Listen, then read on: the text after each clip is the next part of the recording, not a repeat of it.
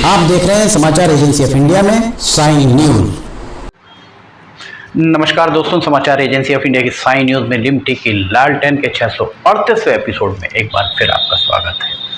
आज चर्चा करने हम जा रहे हैं दवा कंपनी, अस्पताल और चिकित्सकों का गठजोड़ बहुत मजबूत हो चुका है। इससे गरीब गुरबों को कब राहत मिल पाएगी? देश के आम नागरिकों को कब नसीब हो पाएगा निःशुल्क और स्तरीय स्वास्थ्य सुविधाएं जो है निःशुल्क और स्तरीय कब मिल पाएंगी? सस्ती सुलभ जेनेरिक दवाओं के बजाय महंगी ब्रांडेड दवाओं पर कब लगेगी लगाम? लिमटी की लालटेन के 638वें एपिसोड में एक बार फिर आपका स्वागत है। आए दिन मीडिया में ब्रांडेड और महंगी दवाओं की खबरों के बावजूद न तो केंद्र सरकार न ही राज्य सरकार के कानों में किसी तरह की जू रेंगती नजर आ रही है। गरीब गुरबे महंगी दवाओं और सामर्थ्य से बाहर के इलाज के चलते बेबस ही नजर आ रहे हैं। गरीब गुरबों के बीच एक बात जोर शोर से चलती दिखती है कि वे जो पैसा कमाते हैं, जो धन कमाते हैं, उसका आधा हिस्सा बच्चों की पढ़ाई, चूँकि बहुत महंगी है पढ़ाई, और आधा हिस्सा इलाज में खर्च हो जाता है। इसके बाद अगर कुछ बचता है तो वे अपने उस राशि से जीवन यापन, खान पान की बात सोच सकते हैं। ये बात गरीब गुरबों के बीच में ज़बरदस्त तरीके से चलती है। देश में महंगी शिक्षा और महंगी स्वास्थ्य सुविधाओं की बात किसी से छिपी नहीं है। निःशुल्क स्वास्थ्य सुविधा देने का वायदा सरकारों के द्वारा किया जाता है, पर अस्पताल, चाहे वो केंद्र सरकार का हो या किसी राज्य सरकार का, उस अस्पताल में जैसे ही आप अपने किसी परिजन का या स्वयं को जाकर इलाज के लिए प्रवेश करते हैं, तब पर्ची बनवाने से लेकर अंत तक हर काम के लिए हर कदम पर शुल्क के बिना आपका इलाज आप नहीं करवा सकते, परिजनों का इलाज नहीं करवा सकते। तब इसे निःशुल्क स्वास्थ्य सुविधाओं की श्रेणी में कैसे रखा जा सकता है? जानकारियों की माने तो 20वीं सदी के अंतिम दशक और 21वीं सदी के आरंभ से ही रामकिशन यादव उर्फ बाबा रामदेव के द्वारा न्यूज़ चैनल्स पर सुबह और दोपहर वाले टाइम स्लॉट, चूँकि सुबह और दोपहर का जो टाइम स्लॉट होता है वो बहुत ज़्यादा दरों पर नहीं मिलता था, उनके द्वारा ये लेना आरंभ कर दिया गया सुबह और दोपहर, और उनके द्वारा योग के बारे में बताना आरंभ किया। कुछ ही दिनों में बाबा रामदेव के योग की बात माउथ पब्लिसिटी के जरिए घरों घर तक जा पहुंची थी। फिर क्या था? बाबा रामदेव ने पतंजलि के नाम पर एक बहुत बड़ा साम्राज्य खड़ा कर लिया। हाल ही में बाबा रामदेव के स्वामित्व वाले पतंजलि आयुर्वेद के भ्रामक विज्ञापनों के मामले को लेकर देश के सर्वोच्च न्यायालय, सर्वोच्च अदालत के द्वारा IMA, इंडियन मेडिकल एसोसिएशन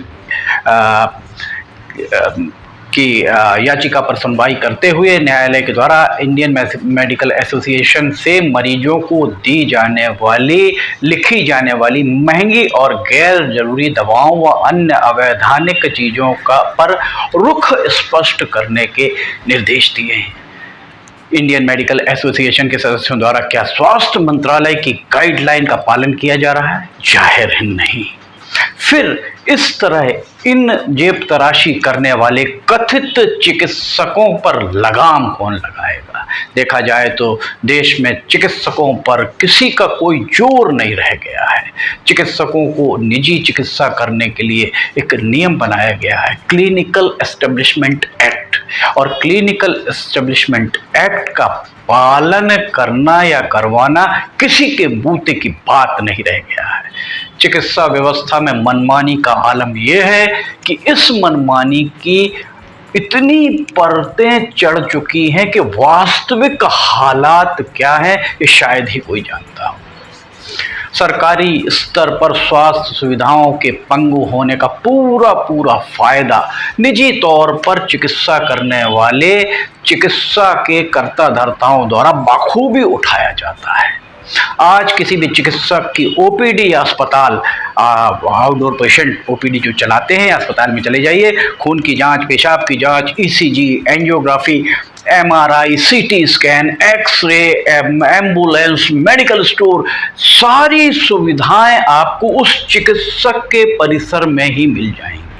कुल मिलाकर कल तक चिकित्सकों को भगवान माना जाता था, आज के समय में ये दुकान खोलकर बैठे हुए हैं। बाहर से आकर किसी दूसरे शहर से जाकर किसी दूसरे शहर में जाकर चिकित्सा करने वाले चिकित्सकों की डिग्री देखने तक की फुर्सत स्वास्थ्य विभाग के जिला स्तरीय स्वास्थ्य विभाग के मुखिया को नहीं है। चिकित्सक अपने साथ दवाई भी ले जाते हैं, दवाइयां ले जाकर वही बेच रहे हैं। इस तरीके की खबरें आम हैं। चिकित्सक खुद मेडिकल स्टोर खोलकर बैठे हुए हैं। दवा कंपनी और चिकित्सकों का एक बहुत बड़ा गठजोड़ है। कहा जाता है कि दवा कंपनियों के द्वारा चिकित्सकों को पिन टू प्लेन सभी उपलब्ध कराया जाता है। इसके एवज में उन्हें उनकी कंपनी की दवा बिकवाकर लक्ष्य को एक टारगेट दिया जाता है, उस टारगेट को पूरा करना होता है। कई बार पेन ड्राइव आदि लीक होने पर इस तरीके की बातें सामने आ जाती हैं। ये सारी चर्चाएं हैं जो हम आपको बता रहे हैं। एक दवा कंपनी के शीर्ष अधिकारी ने पहचान उजागर न करने की शर्त पर समाचार एजेंसी ऑफ इंडिया से चर्चा करते हुए बड़ा खुलासा किया। ऑफ द रिकॉर्ड उन्होंने कहा कि एक बहुत बड़े शहर में एक मल्टी स्टोरी बिल्डिंग दवा कंपनी के द्वारा एक बिल्डर से बनवाए जाने के बाद उस शहर से जहां वो बिल्डिंग बनी थी वहां से 200-300 किलोमीटर के दायरे में रहने वाले लीडिंग प्रैक्टिशनर्स को एक एक फ्लैट बैंक लोन दिलवाकर उपहार में दिया गया। ये हम नहीं कह रहे, ऑफ द रिकॉर्ड ये पता लगा। और सशर्त दिया गया, और शर्त ये थी कि जिस महीने दवा कंपनी की दवाओं का लक्ष्य टारगेट चिकित्सक के द्वारा पूरा किया जाएगा उस माह की किस्त दवा कंपनी भरेगी, और जिस माह लक्ष्य पूरा नहीं किया जाएगा उस माह उस फ्लैट की किस्त उस चिकित्सक को भरनी होगी। इस तरीके की चर्चाएं भी हैं जो बहुत तेजी से वायरल होती हैं। ये दवा कंपनी के एक शीर्ष अधिकारी ने ऑफ द रिकॉर्ड चर्चा में ये बताया, हम नहीं कह रहे हैं। सरकार के द्वारा आयुष्मान कार्ड बनाए जा रहे हैं, कुछ कंपनियों के द्वारा स्वास्थ्य बीमा भी कराया जाता है।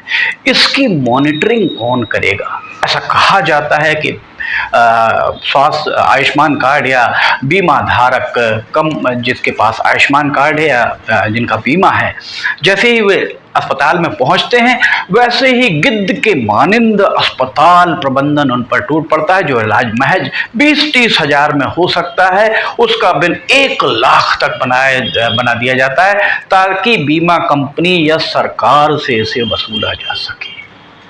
कौन देखेगा इसे? आज देश के हृदय प्रदेश के सरकारी अस्पतालों में अगर आप चले जाएं, मध्य प्रदेश की हम बात कर रहे हैं, तो वहाँ रक्त की जांच अगर आप कराते हैं किसी PHC, किसी CHC, किसी सिटी डिस्पेंसरी जहाँ पर पैथोलॉजी है वहाँ अगर आप कराएंगे तो 10-12 हजार रुपये में जो जांच बाजार में होती है वो निःशुल्क वहाँ कराई जाती है। सवाल ये उठता है कि निःशुल्क कैसे हो रही है? जाहिर है इसका भोगमान सरकार भोग रही होगी। मध्य प्रदेश के स्वास्थ्य विभाग के सूत्रों ने समाचार एजेंसी ऑफ इंडिया को बताया कि मध्य प्रदेश के सरकारी अस्पतालों की पैथोलॉजी लैब्स को आउटसोर्स कर दिया गया है। एक अस्पताल से हर माह 30 से 70 लाख, अलग अलग जहाँ आबादी है, 30 से 70 लाख रुपए बिल का प्रति माह बिल बनाया जा रहा है जिसका भुगतान सरकार कर रही है। इस बारे में पक्ष विपक्ष दोनों मौन हैं।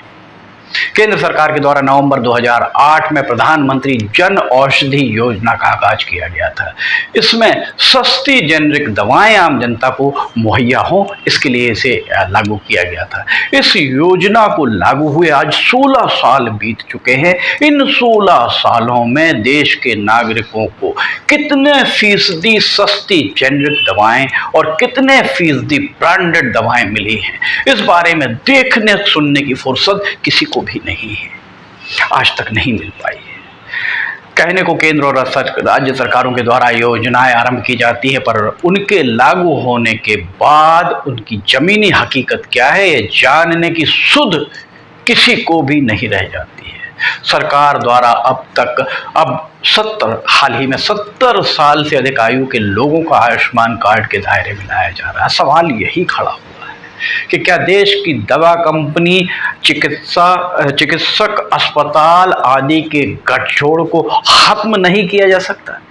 क्या देश में 200, 100 या 200 रुपए हर साल लेकर हर नागरिक से वसूला जाए?